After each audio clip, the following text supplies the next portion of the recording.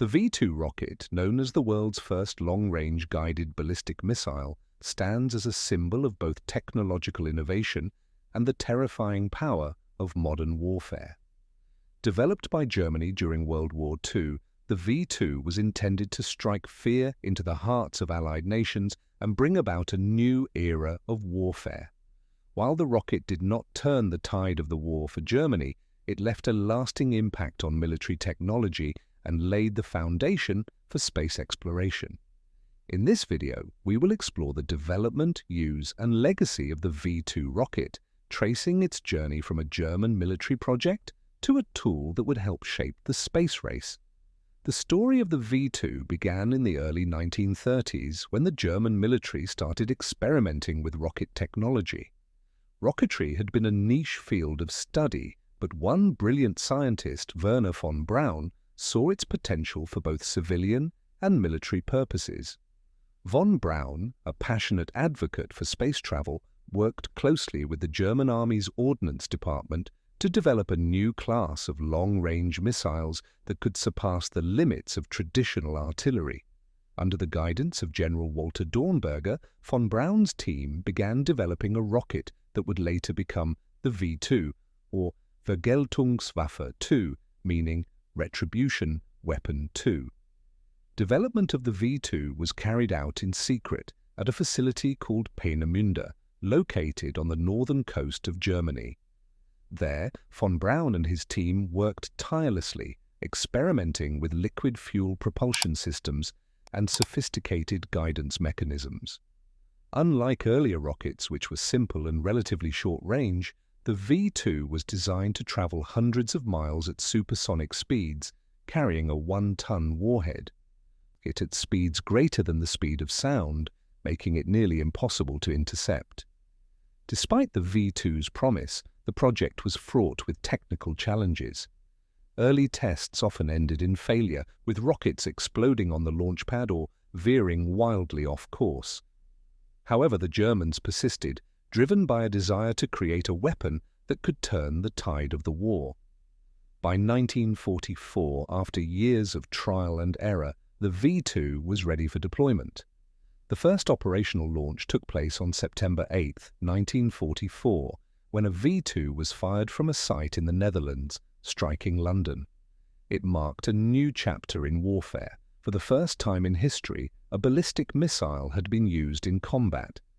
The V-2 was a terrifying weapon. It traveled too fast to be heard or seen before impact, making it impossible for civilians to take cover. London, Antwerp, and other cities in Western Europe were frequent targets. Between 1944 and 1945, more than 3,000 V-2 rockets were launched by the German military, killing an estimated 9,000 people. In many cases, the psychological impact of the rockets was as devastating as their physical destruction. People lived in constant fear, knowing that at any moment a missile could strike without warning. While the V-2 caused significant damage, it did not change the outcome of the war. By the time the rocket was operational, Germany was already losing on multiple fronts. The Allied invasion of Normandy in June 1944 had opened a new front in Western Europe, while Soviet forces were advancing from the east. The V-2 was more of a desperate attempt by the Nazi regime to hold back the inevitable defeat than a game-changing weapon. However, the rocket's impact on the future of military and space technology was undeniable. One of the most controversial aspects of the V-2 program was the way it was produced. The rockets were built in underground factories, where thousands of forced laborers, many of them concentration camp prisoners, were subjected to brutal conditions. At the Mittelwerk factory, where most V-2s were assembled, workers were forced to labor in dangerous, unsanitary conditions, and many died from exhaustion, disease, or execution. It is estimated that more people died building the V-2 rockets than were killed by their use in combat. This tragic human cost is a dark chapter in the history of the V-2 program and a stark reminder of the brutality of the Nazi regime. As the war came to an end in 1945, the Allies raced to capture as much of Germany's advanced technology as they could. The V-2 was at the top of their list. Both the United States and the Soviet Union were eager to acquire the rocket's technology and, perhaps more importantly, its chief designer, Wernher von Braun. Von Braun and many of his team members surrendered to American forces in the closing days of the war, and they were brought to the United States as part of Operation Paperclip, a secret program to recruit German scientists. The Soviets, meanwhile, captured Peenemünde and took their own share of V-2 hardware and personnel.